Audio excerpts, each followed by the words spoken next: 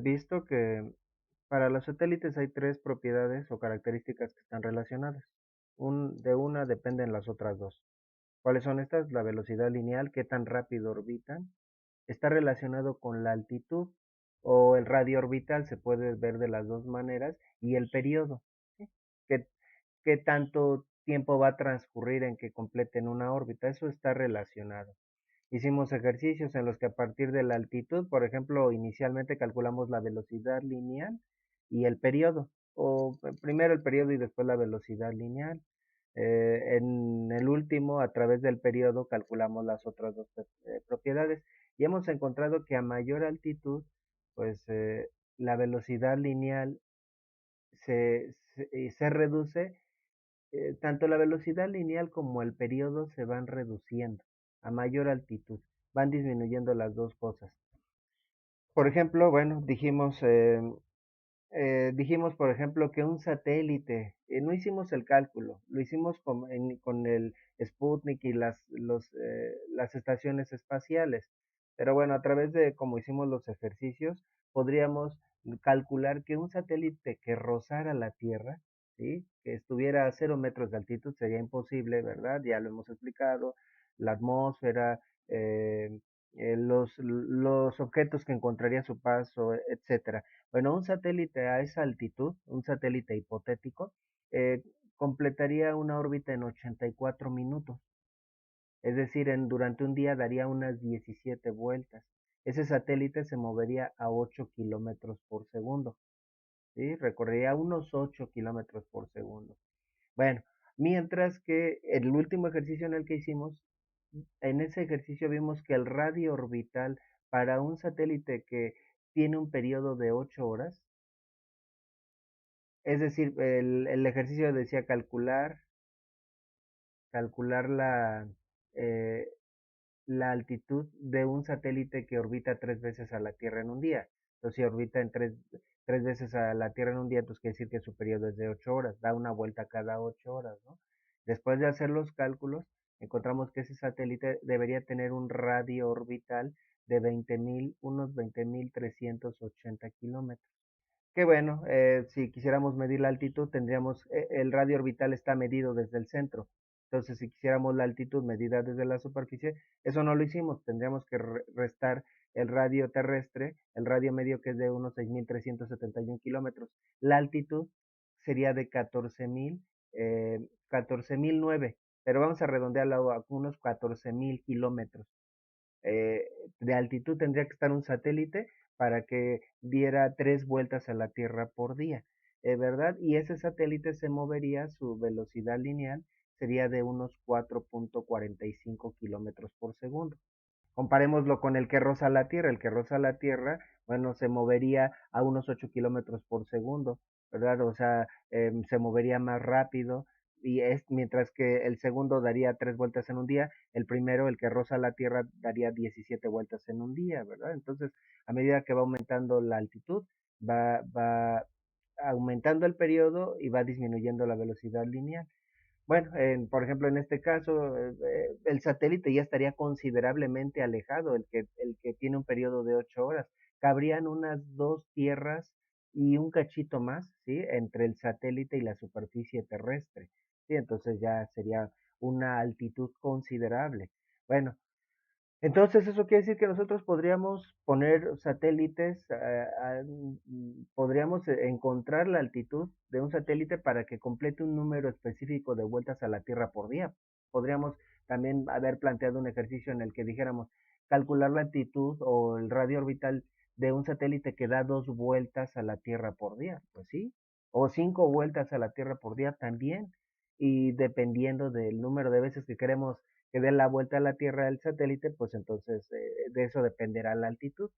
Por otro lado, también las trayectorias de los satélites serán tales que un satélite, el plano de la órbita de un satélite, eh, digamos que partiría a la Tierra en dos mitades idénticas, ¿no? Entonces, por ejemplo, si tenemos un satélite que se encuentra en esta posición, ¿verdad? No podríamos esperar que orbitara de la siguiente manera.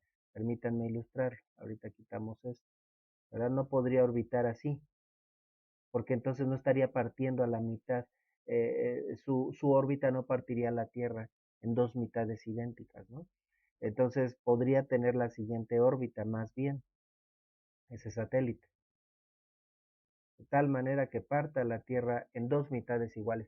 O lo podemos ver de otra manera, sí, lo podríamos ver en otro sentido. La órbita de los satélites pues siempre tendría que pasar por el centro de la Tierra. Bueno, esto por el detalle que voy a mencionar a continuación. Entonces también podríamos construir un satélite que tardara justamente un día en orbitar a la Tierra. Y según lo que acabamos de decir, entonces, el que ya tenemos los datos o hicimos el cálculo para el que orbita en 8 horas, en una tercera parte de un día. Entonces, para que orbite una vez por día, bueno, tendría que estar a mayor altitud, tendría una menor velocidad lineal, ¿verdad? Entonces, sí, también podríamos construir un satélite que orbite una vez, por día. Bueno, ¿y qué tendrían de especial? Pues sí, ya había, profesor, usted había dicho, si quiere 5 veces, 3 veces por día, una vez por día, cuál es el inconveniente? Ah, que si esos satélites los colocamos, los ubicamos de una manera correcta, entonces podrían orbitar de tal manera que estén posicionados siempre sobre el mismo punto geográfico de la Tierra. Es decir, que en teoría, si en ese punto en donde están posicionados, si tú voltearas tu cabeza y fuera posible ver al satélite, siempre lo verías justo sobre tu cabeza, siempre estaría en ese mismo punto geográfico, ¿no? Por la gran altitud no sería posible observarlos, pero si fuera posible, siempre lo verías si tú estuvieras parado justo en ese punto geográfico al alzar tu cabeza hacia arriba. Pareciera que ese satélite está en reposo. ¿Qué dirías tú? Si una persona volteara y siempre viera un satélite justo encima de su cabeza, ¿querría decir que ese satélite está en reposo? Bueno, ya nos surge ver también los conceptos de marcos de referencia para entenderlo un poco mejor, ¿verdad? Aparentemente está en reposo, pero no. No, si estuviera en reposo, entonces nosotros lo dejaríamos de ver a medida que la Tierra fuera rotando, ¿verdad? Porque está en reposo, no se mueve, mientras que la Tierra sí se está moviendo, ¿no? Si es que vemos al satélite en reposo, es que se está moviendo al mismo ritmo que la Tierra, ¿sí? Se mueven de manera sincronizada el satélite. Y esto es muy importante para las comunicaciones. Como estos satélites se encuentran a una altitud considerable que vamos a calcular, estos satélites podrían transmitir señales a más o menos un 40% de la Tierra. Sí, abarcarían como que ven al 40% de la Tierra. Entonces, con un sistema de más o menos unos tres de estos satélites, ubicados en diferentes puntos, se podría ya mandar señales a todo el globo terráqueo. Pero por la razón que había explicado anteriormente, estos satélites sincrónicos tienen que estar ubicados sobre el ecuador. No pueden estar en otro punto, ¿verdad? Porque si no, bueno, aquí vamos a decir que la proyección de ese satélite, de su órbita, se proyecta sobre el centro de la Tierra, ¿no? Entonces aquí está un poquito en perspectiva el dibujo. Entonces tiene que estar sobre el ecuador para que siempre esté sobre el mismo punto geográfico. Si yo lo pusiera sobre fuera del ecuador, entonces va a tener que pasar sobre el centro. Y también podrían tener periodos de un día, y esos son otro tipo de satélites que se llaman geosincrónicos. Los satélites geosincrónicos, la característica que tendrían es que al voltear hacia arriba, como que podrías ver que se desvían un poco, se alejan un poco de tu cabeza hacia un lado y luego hacia el otro lado, primero hacia el norte, luego hacia el sur, pero estarían oscilando sobre el mismo punto geográfico, ¿no? Entonces unos tienen sus ventajas y sus desventajas, ¿no? Entonces, el que estén sobre el ecuador, los geoestacionarios, ¿verdad? Que vamos a poner de una vez la definición. Los satélites geoestacionarios son satélites artificiales que se encuentran en órbita sobre el ecuador terrestre. Para que sean geoestacionarios, tienen que estar sobre el ecuador terrestre con la misma velocidad angular que la Tierra. Esto en otras palabras, que giran al mismo ritmo que la Tierra, ¿verdad? Es decir, permanecen inmóviles sobre un determinado punto sobre nuestro globo. Entonces, como cada vez hay más satélites geoestacionarios, ¿verdad? Entonces, cada vez es más difícil colocarlos para no tener interferencia o incluso ya después de colocarlos esos satélites pueden estar cerca de otros y generar interferencias sobre estos, ¿verdad? Entonces, se va limitando. Entonces se puede trabajar más bien con satélites sincrónicos que estén un poquito alejados del ecuador, pero entonces estarían bajando y subiendo sobre el ecuador. Esos serían los satélites geosincrónicos. Bueno, ¿a qué altitud? Entonces, bueno, recapitulando, un satélite geoestacionario es un satélite que tiene un periodo igual al de un día. Entonces el periodo sería igual a 24 horas. Ese es el dato. Con ese dato ya podríamos calcular a qué altitud tendrían que estar, que por todo lo que he mencionado anteriormente, tendrían que estar a una altitud mayor de 14.000 kilómetros o tener un radio orbital de más de 20.380 kilómetros y deberían tener una velocidad menor que 4.45 kilómetros por segundo. Ahorita lo vamos a comprobar y ese va a ser el ejercicio final de la aplicación de la tercera ley de Kepler a los satélites. ¿A qué altitud y con qué velocidad lineal se mueven los satélites geoestacionarios? Y me voy a remitir a este video. Aquí ya expliqué que es un satélite geoestacionario. ¿Verdad? Un satélite que se encuentra, permanece inmóvil desde nuestra perspectiva, permanecen inmóviles, sí se están moviendo, sí, pero se mueven al mismo ritmo que la Tierra, pero permanecen inmóviles sobre un determinado punto sobre nuestro globo terráqueo, ¿verdad? Bueno, entonces, bueno, vamos a resolver ese ejercicio. Muy bien, pues vamos a resolver este ejercicio, precisamente el que indicábamos previamente. Determinar la altitud y velocidad lineal de los satélites geoestacionarios. ¿Y qué es un satélite geoestacionario? Bueno, ya hemos mencionado su definición. Son satélites artificiales que se encuentran en órbita sobre el ecuador terrestre con la misma velocidad angular que la Tierra y por lo tanto permanecen inmóviles sobre un determinado punto sobre nuestro, le cambiaría globo por planeta, si no has escrito la definición, pues sustituirla por planeta. Permanecen inmóviles sobre nuestro planeta. Bueno, entonces aquí dice tienen la misma velocidad angular. Sí, o sea, giran al mismo ritmo, no velocidad lineal, velocidad angular. La velocidad angular está relacionada y ya no hemos hablado tanto como antes de ese concepto. ¿Qué tan rápido es el giro? Giran igual de rápido. Sí, de hecho vamos a calcular la velocidad más bien lineal. ¿Verdad? Entonces, bueno, pues para poder resolver este ejercicio, vamos a utilizar las fórmulas que hemos utilizado previamente. Volvemos a las mismas fórmulas. R cúbica igual a K por T cuadrada, tercera ley de Kepler. Velocidad lineal igual a 2pi por R sobre el periodo. Eso es del tema de movimiento circular uniforme. Vamos a necesitar como dato el radio terrestre, 6.371 kilómetros y la constante de Kepler de la Tierra, 1.02 por 10 a la 13 metros cúbicos sobre segundo cuadrado, ¿verdad? Entonces, si giran, si tienen la misma velocidad angular, ¿cuál sería la velocidad angular? Pues una revolución por día. Entonces, ¿cuál sería el periodo? Pues un día, el periodo sería de un día por ciclo. O bien, pero no lo estamos manejando ya así, sino solo las unidades de tiempo, pues el periodo pues, es igual a un día o cuántos segundos. Bueno, podemos calcular los segundos que tiene un día. Saldría de multiplicar 24 del número de horas por 60, el número de minutos y 60 segundos, que el número de segundos que hay en una hora. Si haces esa multiplicación, repito, 24 por 60 por 60, el resultado de esa operación sería 86.400. Ya hemos utilizado esa equivalencia, ¿verdad? Un día tiene 86.400 segundos. ¿Sí? Bueno, por el uso, pues ya me lo sé de memoria, pero no tienes por qué saber de memoria ese dato, pero sí recordar cómo se obtiene, 24 por 60 por 60. Ya tenemos el periodo. Entonces, de la tercera ley de Kepler, primeramente vamos a calcular eh, la, el radio orbital. Después, con el radio orbital calculamos la altitud, pero primeramente tendríamos que calcular el radio orbital. Entonces, de aquí, pues ya hemos hecho el despeje. Ese cubo lo podemos eliminar sacando raíz cúbica de ambos miembros, ¿verdad? Y bueno, como se va a eliminar del lado izquierdo, solo aparecería del lado derecho, o se anula, ¿no? Más propiamente, entonces quedaría como raíz cúbica de K por T cuadrada. Entonces, eh, pues como la constante de Kepler está en notación científica, también vamos a expresar esta cantidad de notación científica. Esto sería igual a 8.64 por 10 a la 4, por 10 a la 4 segundos.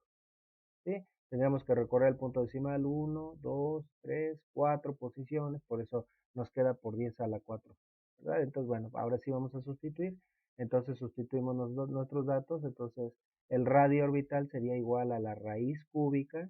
Cuidado, no hay que sacar raíz cuadrada, raíz cúbica de la constante de Kepler. La constante de Kepler es 1.02 por 10 a la 13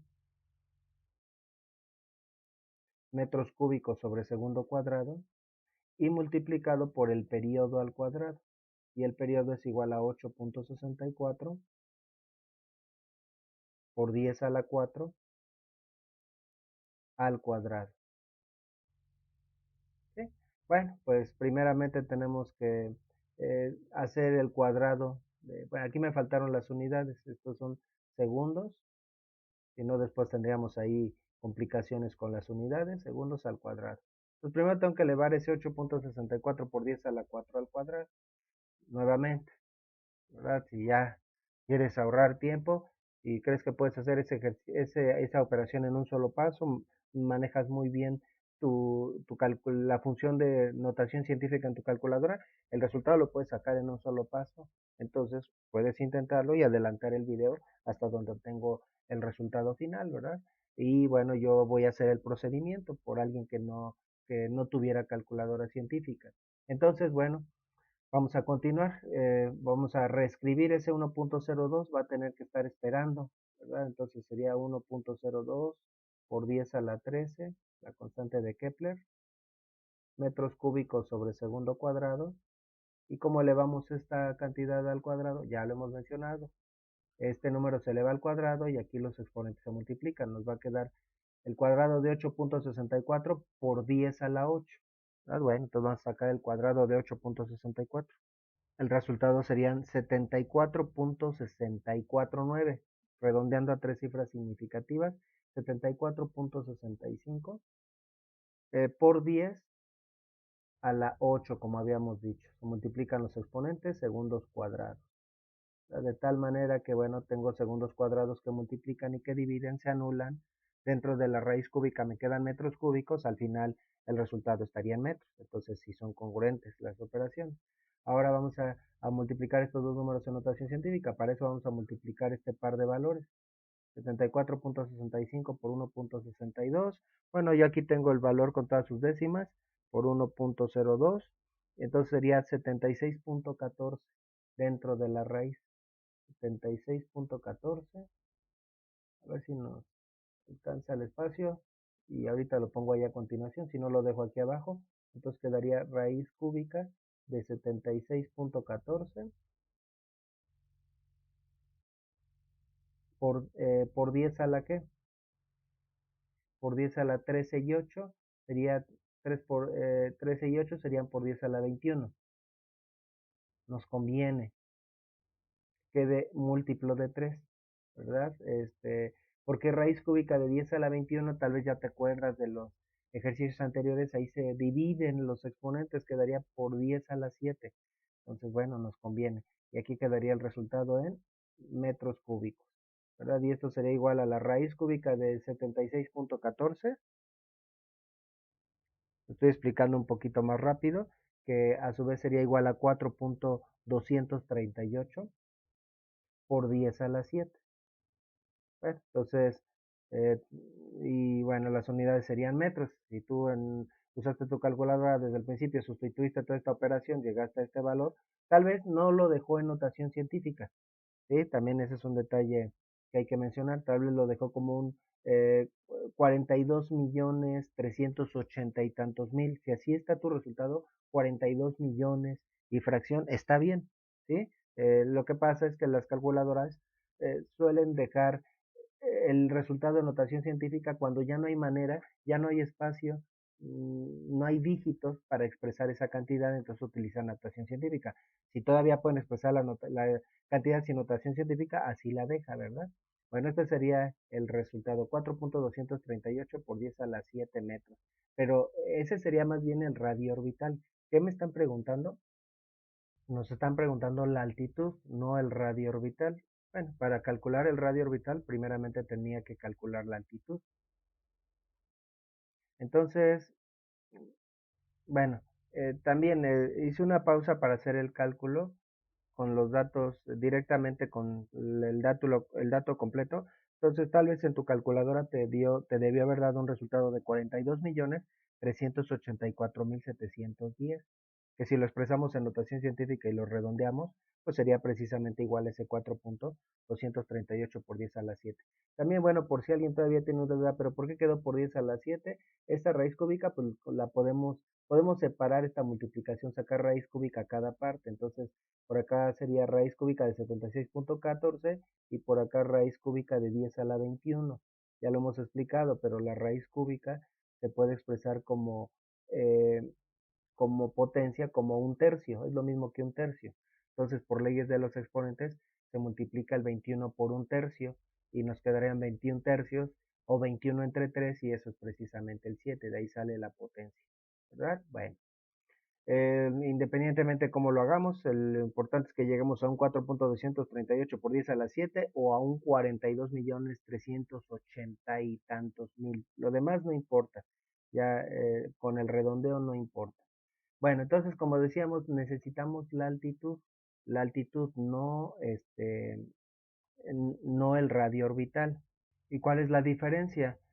Bueno, mientras que el radio orbital está medido desde el centro de la Tierra, ¿verdad? De esos 42 millones de metros y fracción, están medidos desde el centro. La altitud está medida desde la superficie terrestre. Nos están pidiendo a nosotros este dato, ¿verdad? Que lo hemos representado con la letra H. La letra H, pero nosotros calculamos el radio orbital. Entonces, ¿qué tendríamos que hacer para sacar esa H? Ah, pues restarle el radio terrestre, ¿verdad? O en otras palabras, el radio orbital es igual a la suma de la altitud más el radio terrestre. Entonces, bueno, a ese resultado hay que restarle el radio terrestre. Solo que el radio terrestre lo tenemos en kilómetros y el radio orbital lo tenemos en metros, entonces tenemos que hacer una conversión. Entonces, bueno, tenemos que convertir ese resultado que obtuvimos primeramente a kilómetros. Entonces tendríamos que dividir entre 1000, ¿sí? Así, bueno, para ilustrarlo rápidamente, 5000 metros, ¿cuántos kilómetros son? Pues son 5 kilómetros. ¿Qué hicimos? ¿Qué le hicimos al 5000? Sin analizarlo mucho, lo dividimos entre 1000, ¿no? Para pasarlo a kilómetros. Ah, pues igual esta cantidad la vamos a dividir entre 1000, ¿verdad? Pero entre 1000, pues sería lo mismo que dividir entre 10 al cubo. 1000 es 10 al cubo. Si dividimos esto entre 10 al cubo, con el 10 a la 7 entre 10 a la 3, nos quedaría un 10 a la 4. Entonces esto sería igual a 4.238 por 10 a la 4 metros, y como ya la potencia no es tan elevada, 10 a la 4 son 10.000. Los 4.238 por 10.000 serían 42.380 metros, perdón, kilómetros. Aquí, desde aquí cometí el error, ¿verdad? No puede ser que también sean metros. Aquí eran kilómetros y aquí también serían 42.380 kilómetros. ¿Sí? Eso medido desde el centro de la Tierra. Bueno, pues ya ahorita ya es mucho mayor el radio orbital que el radio terrestre, pero bueno, entonces la altitud tendríamos que restarle al radio orbital, pues el radio terrestre, entonces sería igual a 42.380 kilómetros menos el radio terrestre, menos 6.371 kilómetros, ¿verdad? Bueno, entonces, ¿cuánto nos quedaría? Eh, 42.300, bueno, entre 1000, vamos a dividirlo primeramente este resultado. En realidad, si pusiera todas las décimas, aquí habría un 4 después. Y bueno, aquí podría ser 42.384 kilómetros. Bueno, ahí podríamos tener ahí una diferencia por la cuestión del redondeo. Bueno, entonces 42.380 menos 6.371 sería una altitud de unos 36.009. 36.009, pues vamos a redondearlo a unos 36.000 kilómetros. Esa debería ser la altitud de los satélites geoestacionarios. Bueno, si uno lo investiga en internet, ese valor, ahí se habla de exactamente 35.786 kilómetros. Bueno, y oiga, profesor, pues estamos encontrando una diferencia. Si lo vemos en números gruesos, y bueno, fue la primera página de internet que encontré. Repito, 35.786 kilómetros. Pues prácticamente 35.786, si lo redondeamos diríamos 36.000 kilómetros de altitud, ¿verdad? Y es que, ¿por qué no obtenemos el valor exacto? Es que en la constante de Kepler, en ese 1.02, pues estamos redondeando. Si utilizáramos el valor preciso, pues llegaríamos a un 35.786. Pero bueno, para fines prácticos, prácticamente 36.000 kilómetros de altitud, ¿sí? Ahí, ese puntito que puse luego es para que se diga que es el valor aproximado, ¿no? Aproximado 36.000 kilómetros. Así lo vamos a dejar. Vamos a marcar el resultado. Y que por cierto he encontrado variación entre unas páginas y otras, ¿verdad? La primera página que encontré marcaba ese 35.000 y fracción de kilómetros. Bueno, ¿y qué tan rápido se mueven los satélites artificiales? Bueno, retomando en el caso del satélite que orbitaba 3 veces a la Tierra por día, ese se encontraba a una altitud de 14.000 kilómetros aproximadamente. Así que este estaría unas 2 veces más, entre 2 y 3 veces más lejos del satélite que tiene un periodo de 8 horas. Entonces se incrementa considerablemente la altitud. Esta ya es una altitud considerable. Se aproxima a la décima parte de la distancia entre la Tierra y la Luna. La Luna está a unos 384.000 kilómetros de distancia de la Tierra, entonces ya habría que llevar ese satélite como a la décima parte de camino de la Tierra a la Luna y esa es una altitud considerable. Bueno, entonces ahora, bueno, también luego lo explico en otras palabras. Si dividimos eso entre el radio terrestre, entre 6.371, nos da un 5.65. Es decir, en otras palabras, están tan alejados los satélites sincrónicos que entre la superficie terrestre y el satélite sincrónico cabrían más de 5 tierras y media, ¿verdad? Entre el satélite y la superficie terrestre. O sea, ya están muy alejados de la Tierra, por eso pueden alcanzar a ver el 40%, ¿verdad? De la Tierra. Bueno, entonces ahora sí, vamos a calcular su velocidad lineal. Eso ya es más directo y rápido. La velocidad lineal, pues es una distancia entre un tiempo, el perímetro entre el periodo de la órbita de esos satélites, ¿no? Ahí está la fórmula 2pi por r entre el periodo. Entonces serían 2 por pi por r, ¿verdad? El valor pero aquí sí vamos a utilizar este valor, perdón, lo queremos en metros, eh, r, y entre el periodo, que son los 86.400 segundos.